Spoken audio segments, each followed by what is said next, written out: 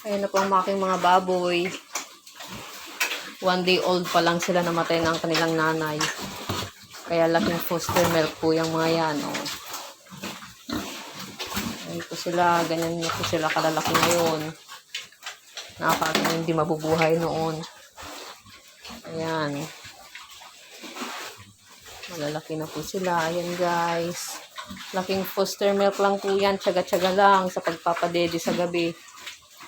Bali shampoo itong mga to guys. Ayan po yung 5. Ito po yung 4. Hinati ko sila dahil kulang sila sa isang kulungan.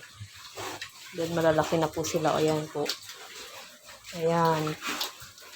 Mga balakang nila. Ayan.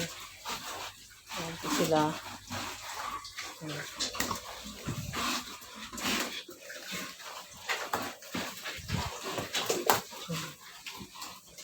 Tapos na sila kumain. Ayan guys. Laking foster milk.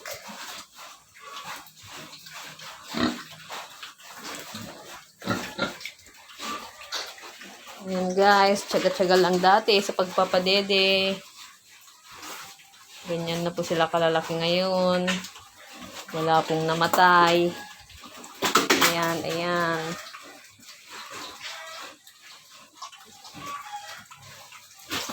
Ayan sila, ayan.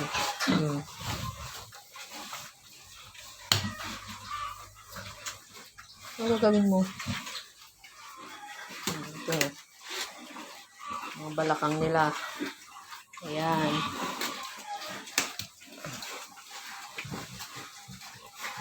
Ayan siya.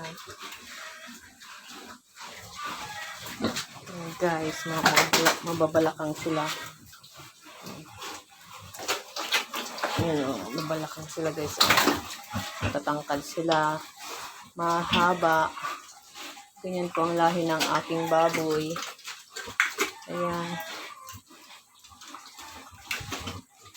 Namatay ang kanilang nanay dahil prolapse ba tawag doon? Prolapse.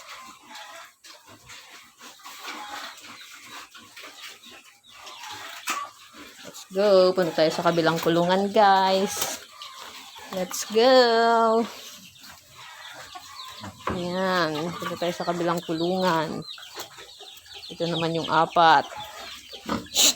Tayo, tayo. Tumayo. Tayo. Ayan sila. Ay, 5. Ito pala yung 5. 4 sa kabila.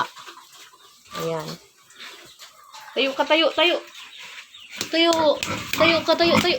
He, he, he. Tayo, tayo. Tumayo. Ayan guys, mga mababalakang. Bali shampoo sila. Ayan. Ayan ang aking mga baboy. Napagtsagaan ko sa pagpapadede ng foster milk. Tsaga-tsaga lang talaga guys. Ayan po sila.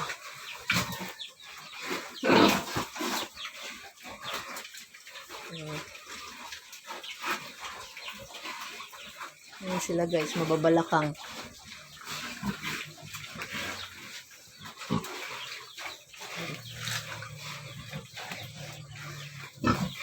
Akala ko dati hindi sila mabubuhay.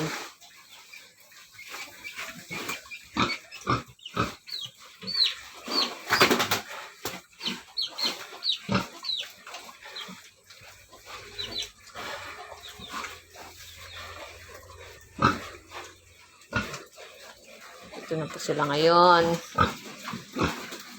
Ayan yung 4.